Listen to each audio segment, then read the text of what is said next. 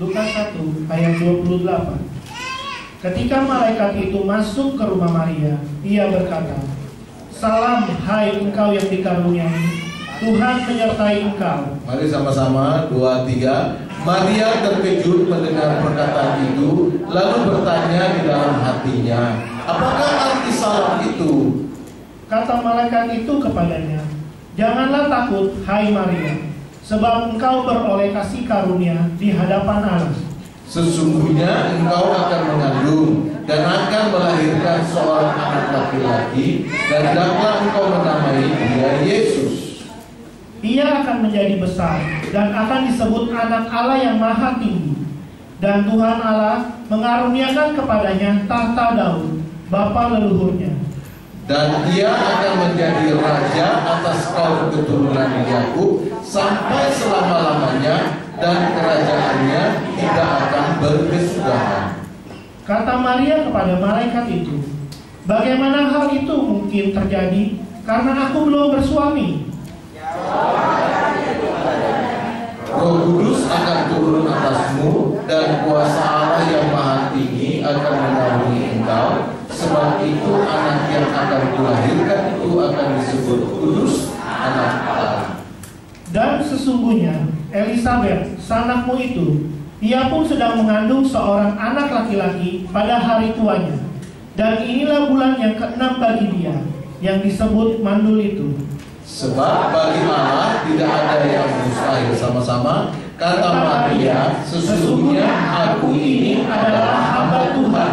Jadilah padaku menurut perkataan itu." Lalu malaikat itu meninggalkan dia.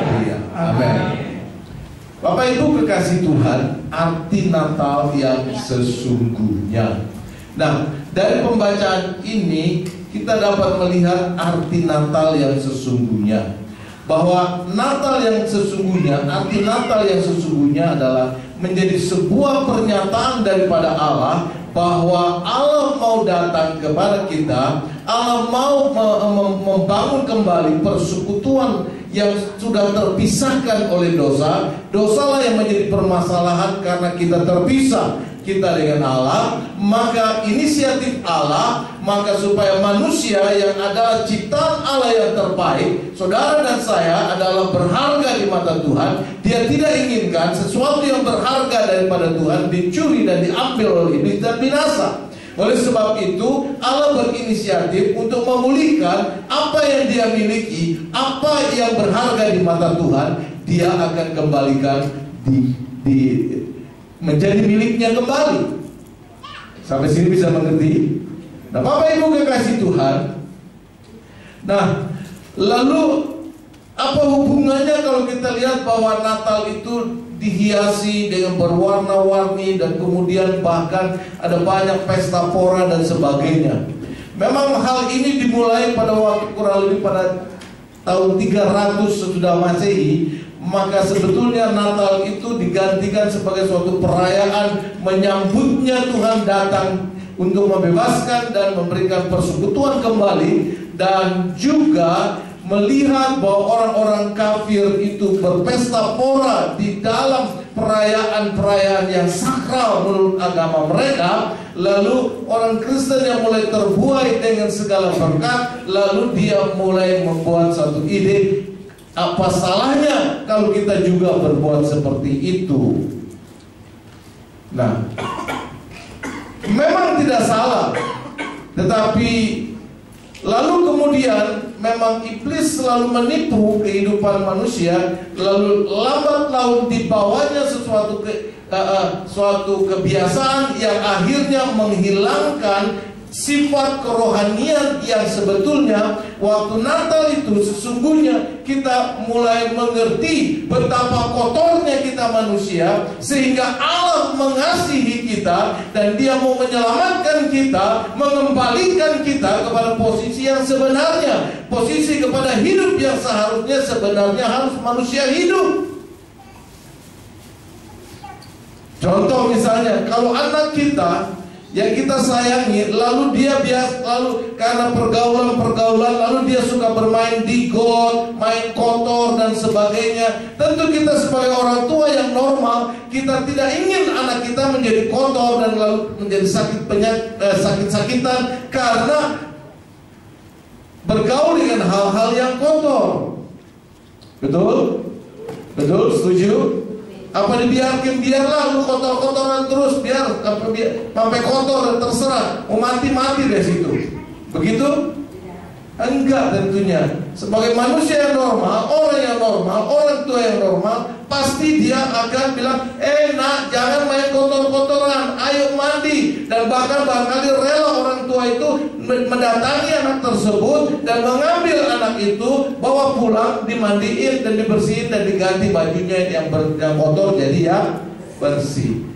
Nah, inilah sesungguhnya Natal itu Allah datang ke dunia ini untuk mengembalikan posisi manusia ini kembali kepada kehidupan yang sesungguhnya harus hidup. Betul?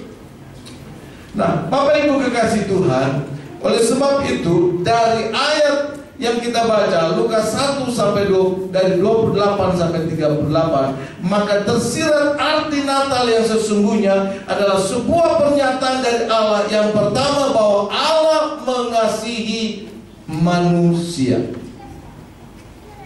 Bisa katakan amin? Amin. Bahwa Allah mengasihi saudara.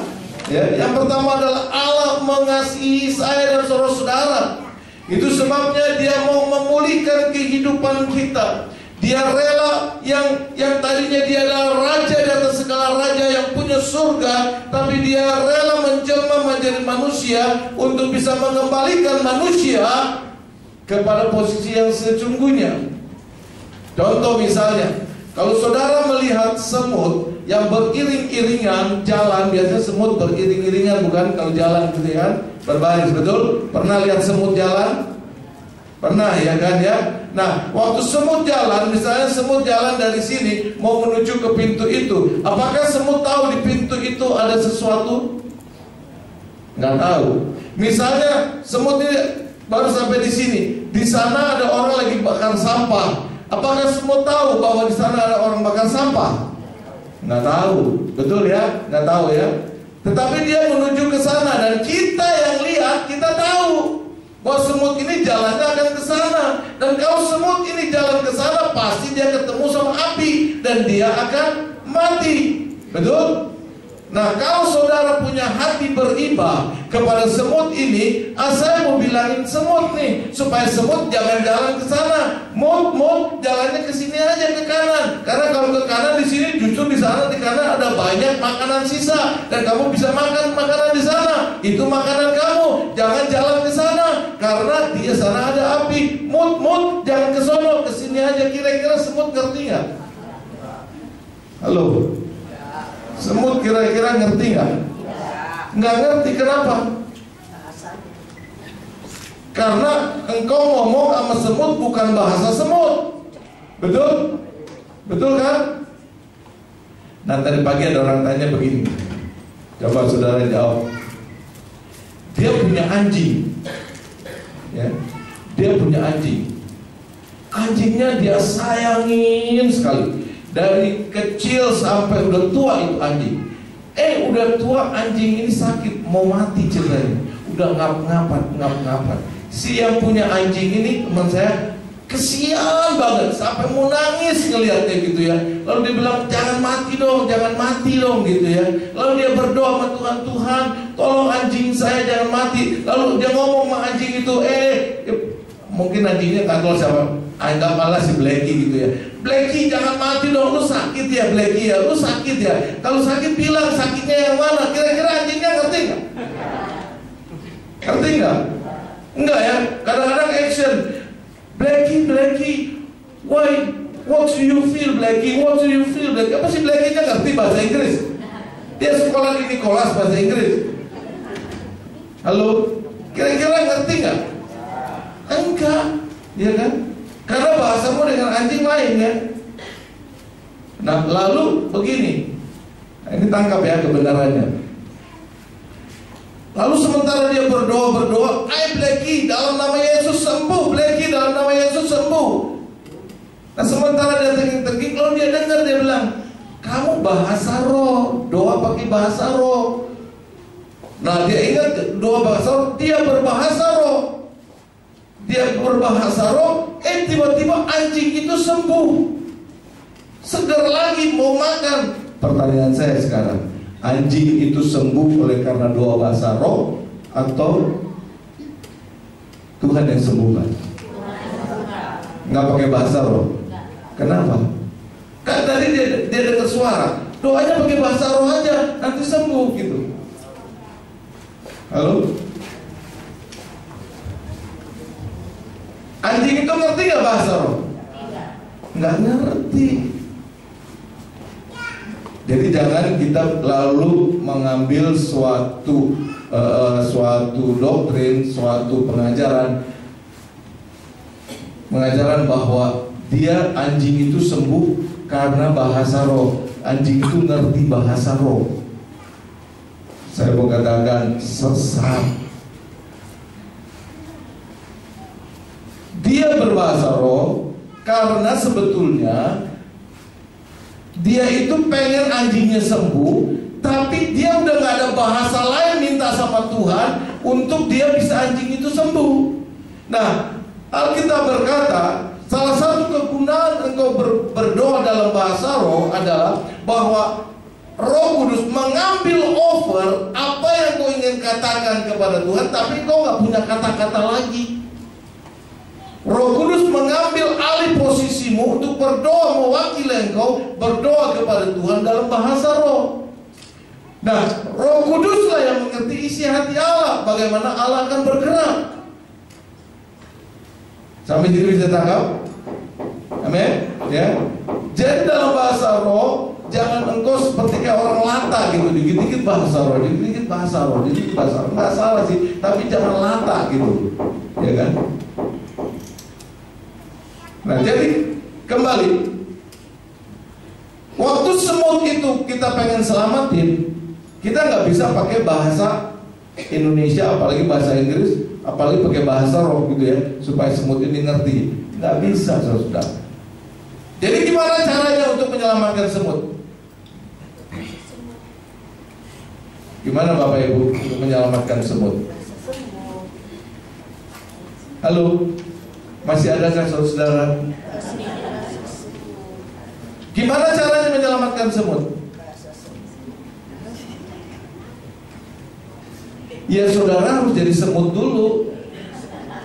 Ya kan? Saudara harus jadi semut sehingga saudara bisa berbahasa semut. Dan saudara kasih tahu, mut di sono ada api, jangan ke sana, ayo liwat ke sini.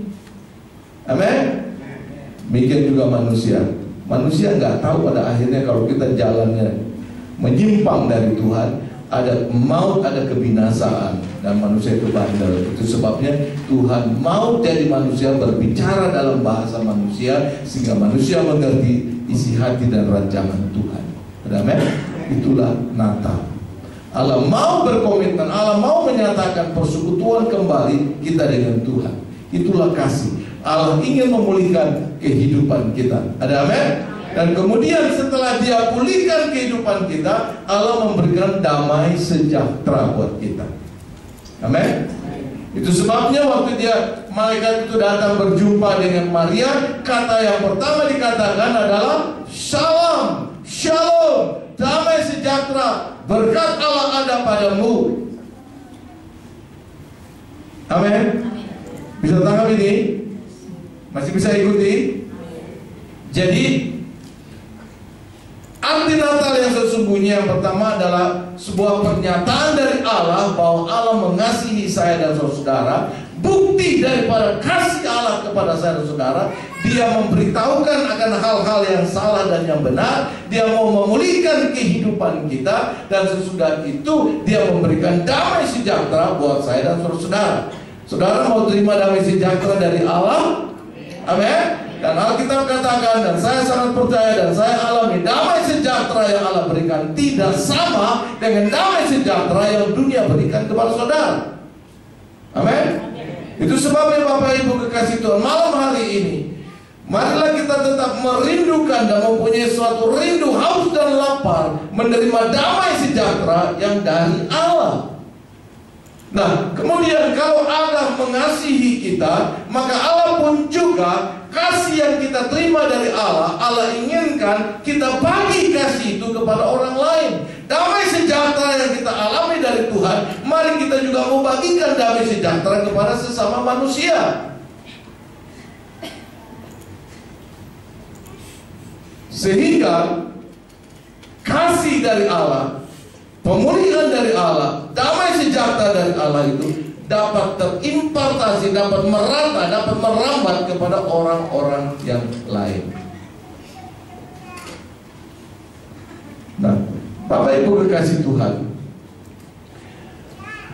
lalu hal yang kedua adalah arti Natal yang sesungguhnya. Yang pertama adalah kasih yang dinyatakan, dan yang kedua Allah ingin menyatakan bahwa Ia berkuasa dan menjamin saudara. Ia memulihkan saudara, Ia menarik saudara masuk dalam kehidupannya. Tapi di situ juga Allah menunjukkan bahwa Ia berkuasa dan Ia menjamin saudara. Apabila saudara menyerahkan kehidupanmu, percaya kepada Tuhan, maka Tuhan menjamin kehidupan saudara di dalam pimpinannya. Itu sebabnya ayat ini berkata, di dalam ayatnya yang ke-30 berkata, maka malaikat itu kepadanya apa? Coba lihat Alkitabmu, bilang apa? Jangan takut, hai Maria, sebab engkau beroleh kasih karunia di hadapan Allah. Kalau kata ini Maria diganti dengan saya, maka kalimat ini berkata, jangan takut hai Edi, jangan takut hai sebut nama saudara. Amin. Bisa tangkap ini Bapak Ibu? Jadi kalau Tuhan katakan jangan takut, ini adalah suatu kata berkata bahwa aku sanggup menjamin dan menjaga kehidupanmu. Masihkah kau percaya jaminan Tuhan buat hidupmu Bapak Ibu? Masih? Saya harap demikian.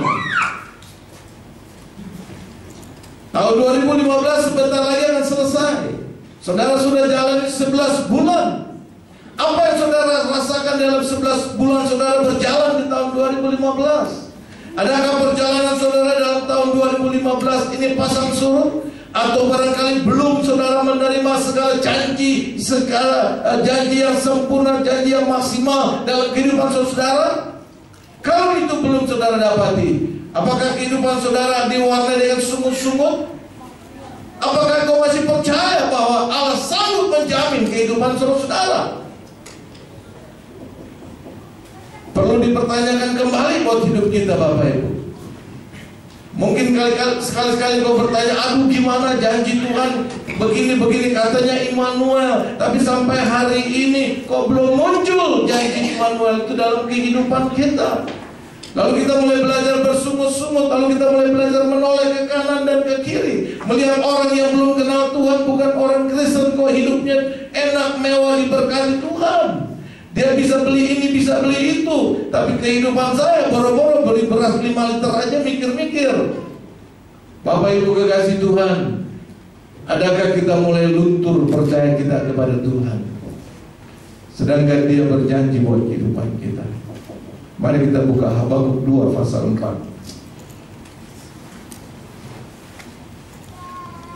Habakuk, kitab Habakuk pasalnya yang kedua, ayatnya yang ketiga, 4 dan yang kelima kita baca. Habakuk 2 ayat 3 sampai 5. Sebab penglihatan itu masih menanti saatnya, tetapi ia bersegera menuju kesudahannya dengan tidak menipu. Apabila berlambat-lambat, nantikanlah itu, sebab itu sesungguh-sungguh akan datang dan tidak akan bertangguh.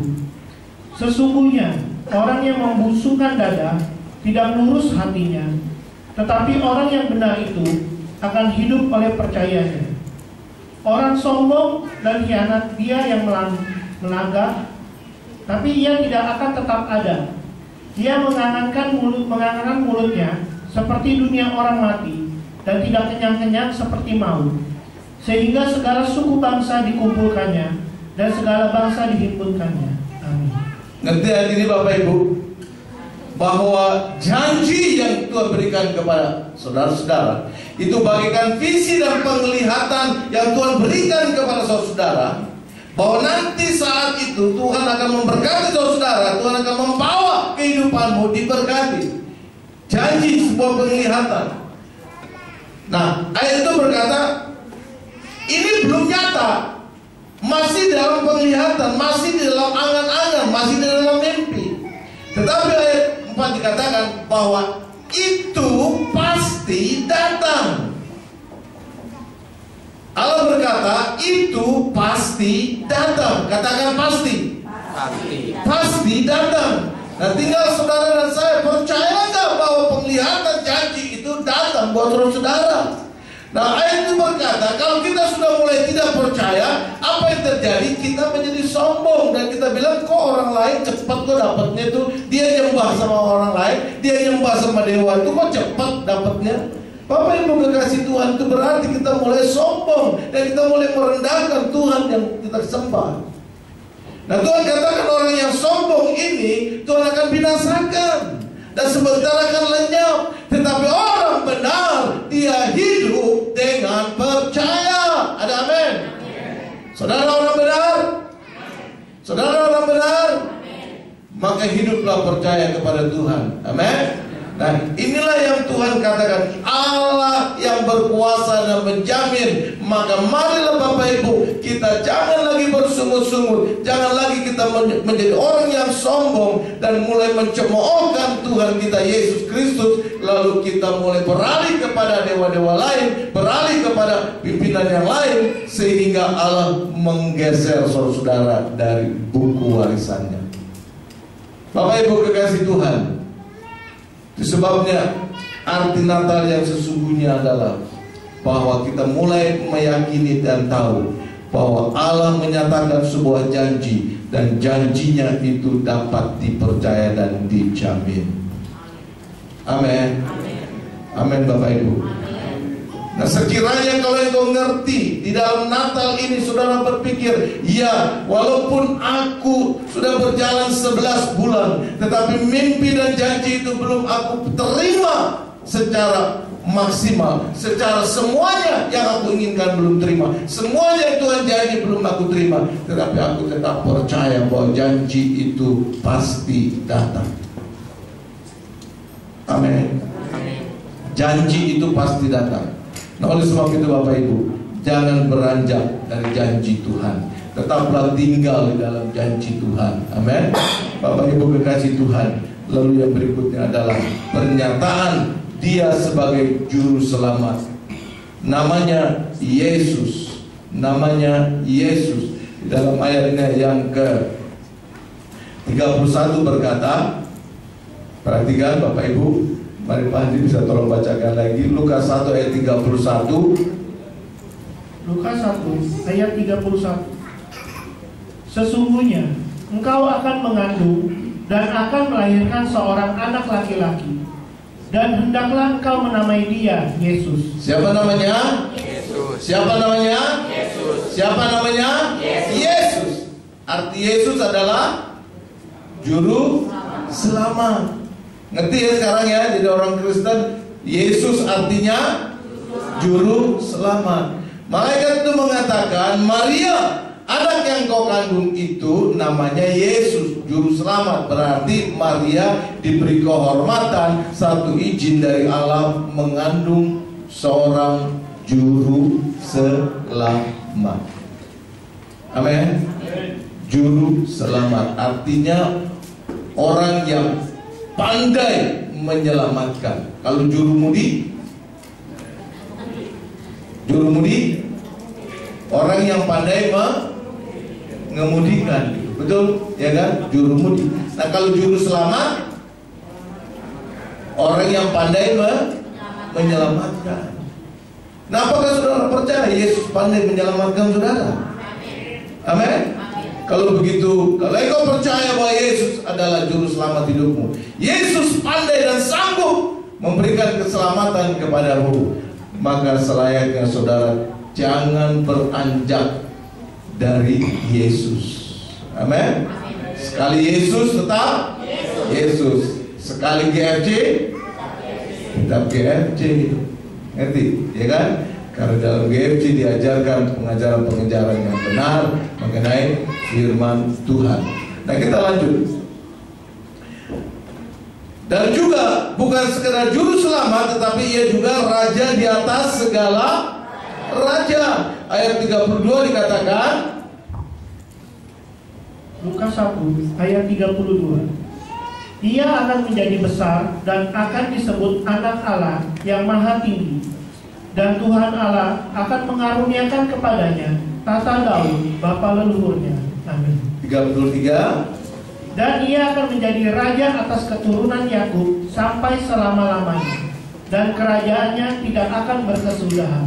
Amin, Bapak Ibu. Amin.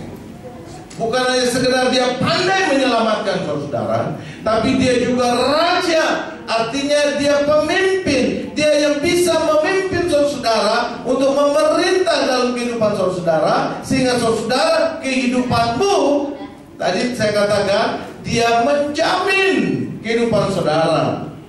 Dia seorang raja yang pandai menjamin dan memerintah kepemerintahannya.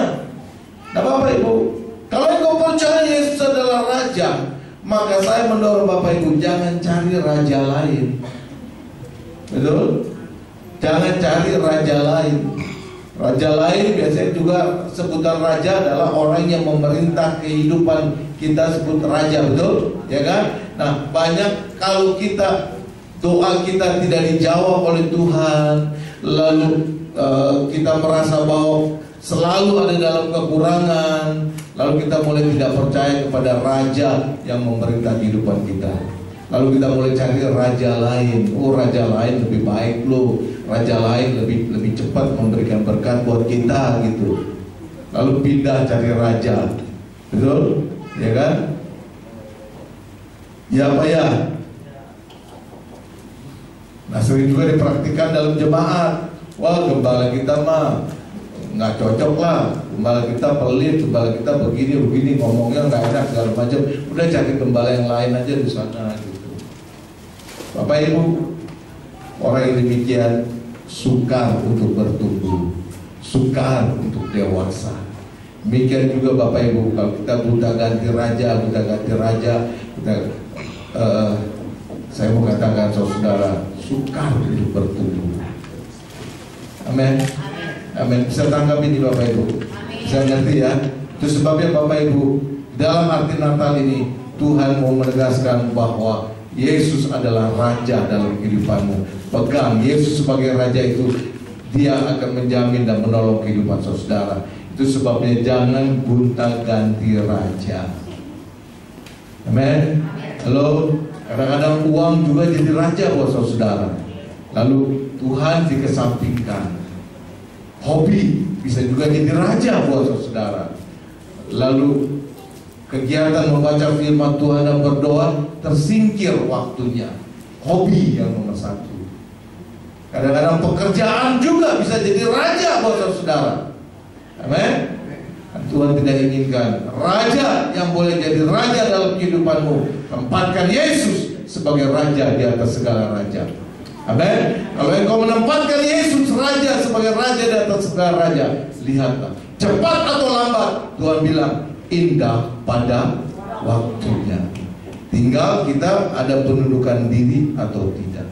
Nah, Bapak Ibu kekasih Tuhan, lalu berikutnya adalah bahwa Dia Allah yang memberkati, tapi Ia juga Allah yang menguji. Itu arti Natal. Ya, coba perhatikan di sini.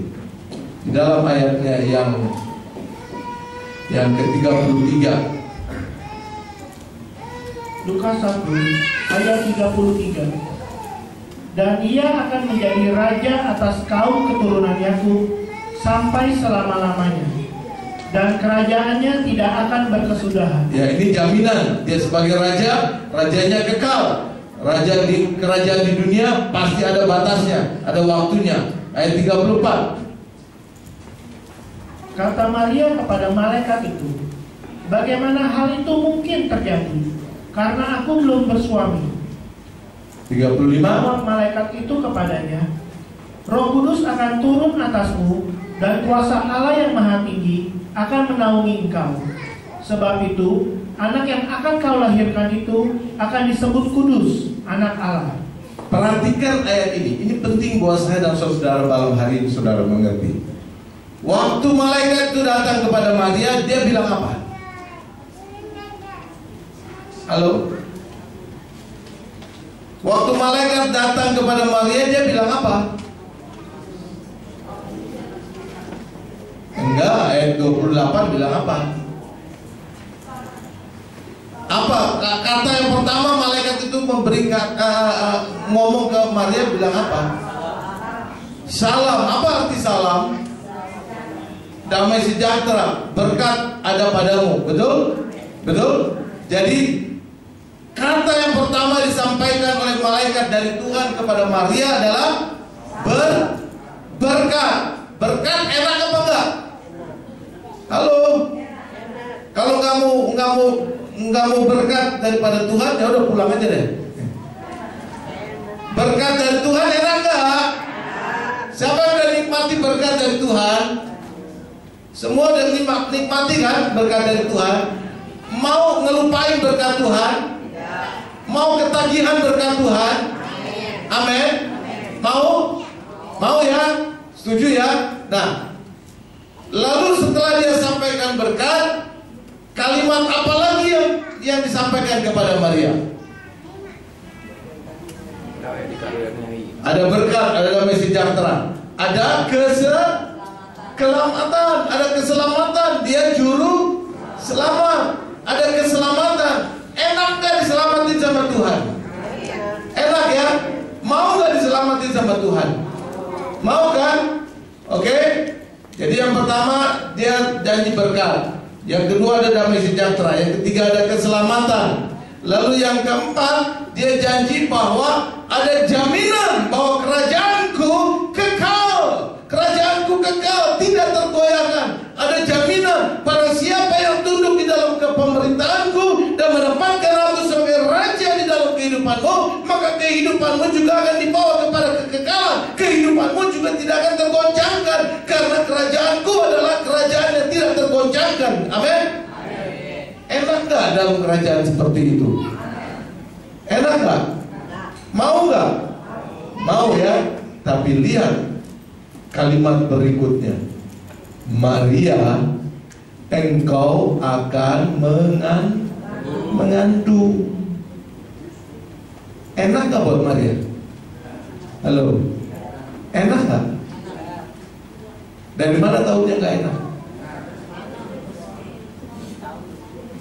Dari mana tahunya gak enak?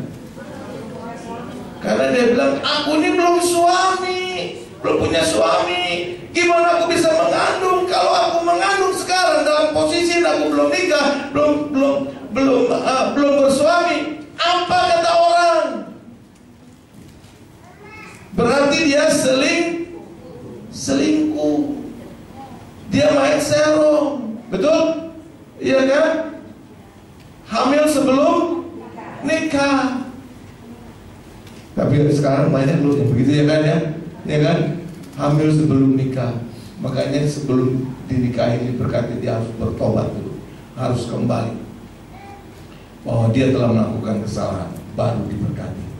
Nah, Bapak Ibu dikasih Tuhan, kalimat yang barusan terakhir, enak gak buat Maria?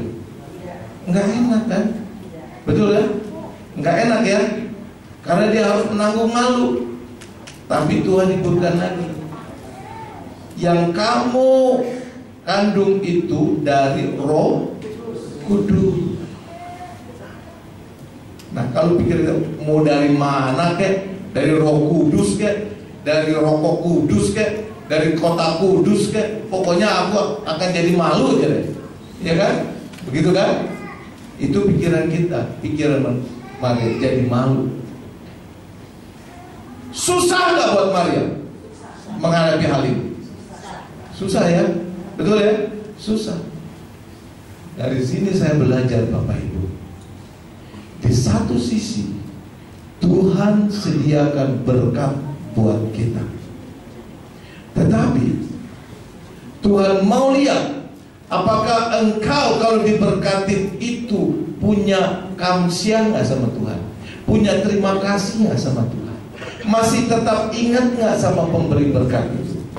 Itu sebabnya Tuhan uji, kasih ujian, dikasih ujian. Ujiannya memang nggak enak, susah. Paling nggak enak kalau ujian, betul? Maunya kan lulus terus ya, nggak usah ujian deh ya. Bu Agustin nggak usah ada ujian deh, maunya enak lulus terus ya. Ada nggak yang begitu? Nggak ada, ya kan? Kalau mau pintar mesti belajar. Jadi di sini Bapak Ibu, ada satu prinsip kebenaran firman Tuhan. Di satu sisi Allah memberkati kehidupan kita, tapi di satu sisi Allah menguji kehidupan kita. Sejauh mana kita bisa tekun dan tunduk kepada Tuhan?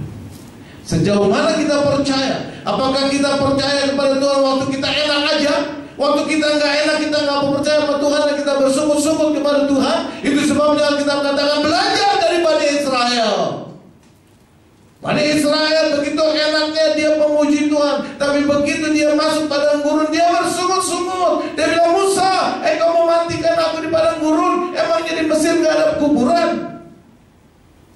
Dia bersungut-sungut dan Tuhan bilang jangan seperti bangsa Israel. Bapak Ibu kekasih Tuhan, jadi kalau engkau diberkati yang berlimpah-limpah, jangan kita merasa nyaman dan hidup nyaman akhirnya lupa Tuhan. Banyak kan orang Kristen juga gitu kan ya. Waktu kita belum punya kerjaan, kita datang sama Tuhan, kita nangis-nangis, Pak Markus doain saya, Pak Markus belain doa puasa buat saudara. Saudara diberkati, begitu diberkati lupa sama Pak Markus. Begitu ketemu di mall, udah selang 2 tahun ketemu di mall, Pak Markus bilang, "Hai Jen, apa kabar?" Siapa ya? Bapak Ibu kekasih Tuhan, kadang-kadang kita suka demikian Bapak Ibu. Giliran kita susah, pendeta yang menjadi sasaran. Minta doa sama Tuhan. Padahal dia sendiri bisa doa sama Tuhan, bukan? Ya kan? Tapi begitu diberkati, lupa untuk berdoa, lupa untuk ke gereja, bahkan lupa sama gembalanya yang berdoa dan memberkati mereka. Bapak Ibu kekasih Tuhan, itu memang manusia, tapi Tuhan Maha Pengasih. Itu sebabnya Bapak Ibu, satu prinsip kebenaran di dalam hari Natal ini, Tuhan berkata, benar aku menjadi berkat buat kamu, tapi di satu sisi engkau pun juga aku ajar engkau untuk tetap setia dengan ujian dan kesengsaraan. Amin. Amin Bapak Ibu. Nah, kemudian arti Natal yang berikutnya di sini adalah waktu Maria diizinkan untuk mengandung Yesus. Waktu Maria diizinkan untuk mengandung Yesus, kan Yesus kemudian jadi apanya Maria? Halo, Yesus jadi apanya Maria? Maria jadi mamanya Yesus. Yesus jadi anaknya. Apa dibiarin gitu aja? Dibiarin gitu aja? Enggak. Dia harus ngurus, betul nggak? Ya kan? Apakah Yesus keluar dari rahim Maria langsung gede? Enggak. Dari bayi. Pasti bayi itu doyan susu, betul? Ya kan? Pasti dia makan air susu ibu. Ya, nggak ditulis aja di Alkitab, betul ya kan? Tapi Yesus pun saya percaya dia juga makan air susu ibu Maria. Nah Marianya bilang, kan lu anak Tuhan, lu kan juru selamat, hidup aja sendiri karena kau punya kuasa. Aku siapa ini? Begitu? Tidak. Maria mendidik anaknya, Yesus dibesarkan. Bapak Ibu kekasih Tuhan, Yesus memberikan damai buat engkau. Yesus memberikan kuasa buat engkau, tapi ada tugas saudara dan saya memelihara damai itu baik-baik. Jaga keselamatan itu dalam kehidupanmu. Halo, masih bisa ikutin saya? Apa udah ngantuk nih? Kalau udah ngantuk kita pergi aja. Bisa, Bapak Ibu? Jadi arti Natal yang sesungguhnya di sini, nomor satu, Allah menjanjikan berkat buat kehidupan kita, tapi di sisi lain juga Allah memberikan ujian buat kita supaya kita tetap mawas diri. Itu sebabnya kenapa juga salah satu bagian bahwa Yesus lahir di kandang. Itu menggambarkan bahwa Yesus mau lahir dalam kehidupan kita. Siapa sih kita sebenarnya? Halo Bapak Ibu, siapa sih kita sebenarnya? Adakah kita orang hebat di mata Tuhan? Tidak. Tapi Yesus mau lahir dalam kehidupan kita.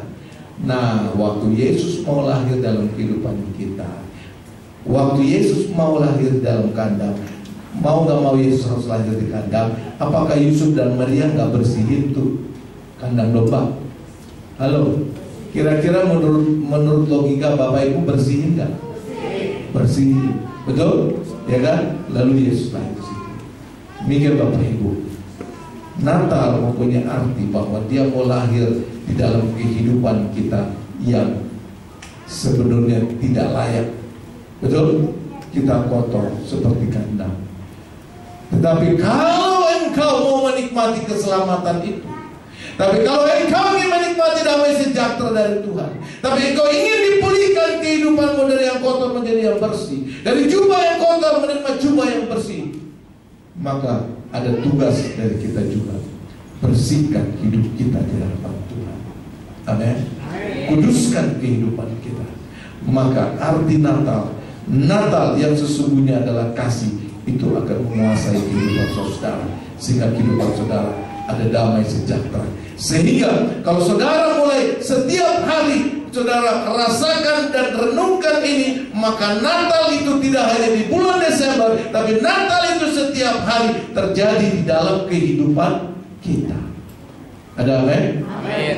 Sampai sini bisa tangkap Bapak Ibu? Amin. Jadi arti Natal yang sesungguhnya adalah suatu pernyataan dari Allah bahwa Allah mau bersekutu kembali dengan kita yang sebenarnya kita tidak layak, dan kemudian Allah memberikan damai sejahtera dalam kehidupan kita. Tapi ada tugas buat kita, selain berkat, kita juga akan diuji untuk apakah kita ini setia atau tidak dengan Tuhan. Ngerti? Ngerti sampai sini? Ngerti?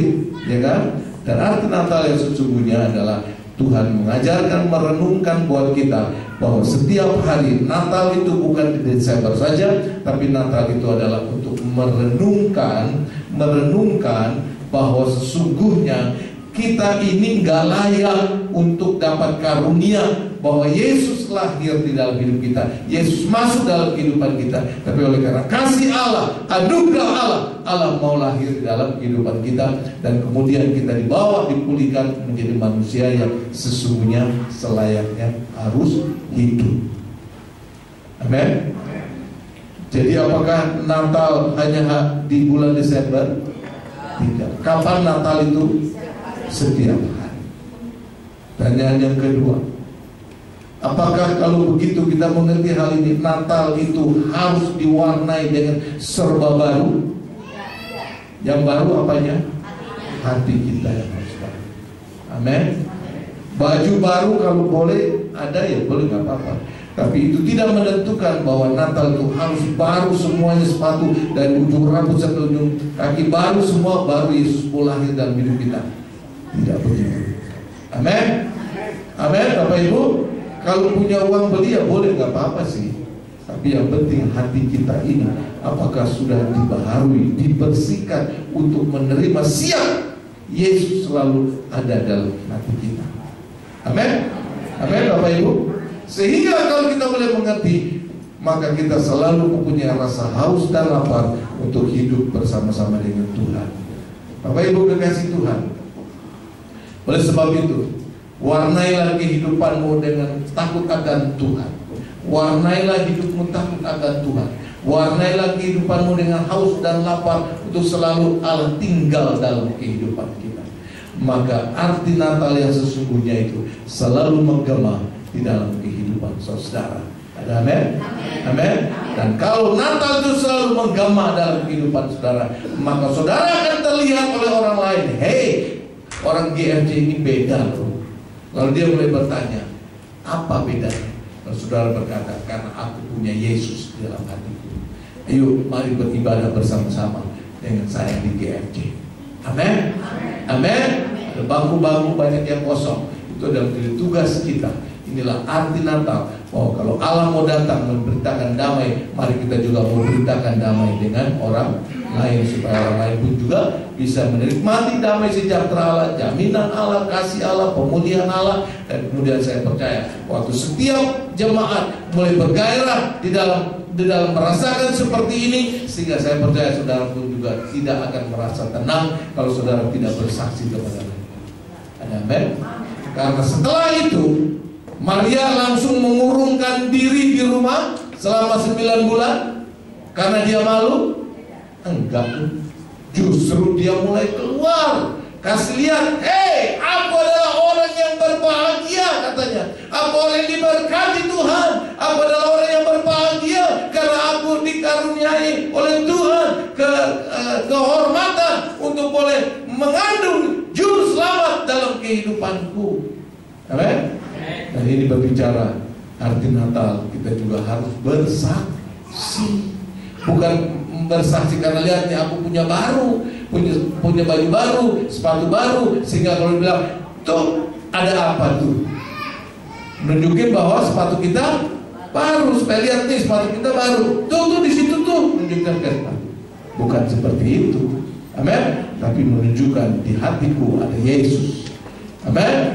Amin. Sehingga orang lain pun juga boleh menerima apa yang kau terima, damai sejahtera dan berkat dari Allah, itu pun juga dapat diterima oleh orang lain, dan orang lain diselamatkan, dan kita sama-sama berglori menggemakan kasih Yesus dan kemuliaan Yesus dalam hidup kita bersama-sama di gereja ini. Bisa dimengerti sekarang Bapak Ibu? Amin. Amin. Amin Bapak Ibu. Jadi arti Natal yang sesungguhnya malam ini saya sudah sampaikan kepada Bapak Ibu. Jadi sesuatu hal yang di garis bawah yang paling penting adalah di satu sisi Allah memberikan berkat, tapi di satu sisi Allah pun juga menyediakan ujian buat kita. Ujian itu mulai kesengsaraan, melalui pelatihan dan sebagainya, ya kan? Pelatihan, saudara dengar dengar khotbah di duduk di gereja ini juga pelatihan buat saudara ini. Percaya nggak saudara dilatih? Latih duduk diam, latih dengar, ya kan? Latih tahan ngantuk, betul kan? Ya kan? Saudara kan capek kan habis kerja, betul nggak? Ya kan? Capek kan? Saya juga capek habis kerja hari ini. Jakarta libur, tapi saya kerja hari ini, ya kan? Tapi apakah kita, oh Tuhan capek ini, udah deh minggu depan aja deh gitu ya? Enggak kan? Saudara dilatih duduk diam, mau nggak dengar firman Tuhan? Dilatih untuk tidak ngantuk dan sebagainya, berperang antara ngantuk dan melek. Tapi waktu saudara bertahan, saya percaya saudara berkemenangan.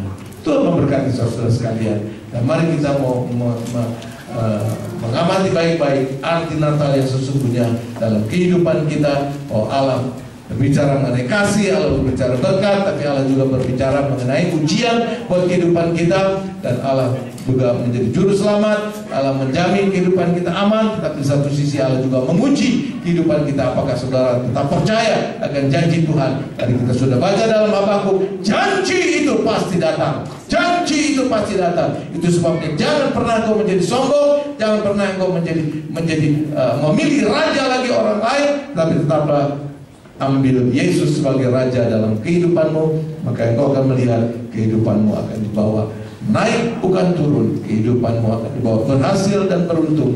Kehidupanmu akan dibawa dari kemenangan kepada kemenangan. Tuhan memberkati saudara sekalian.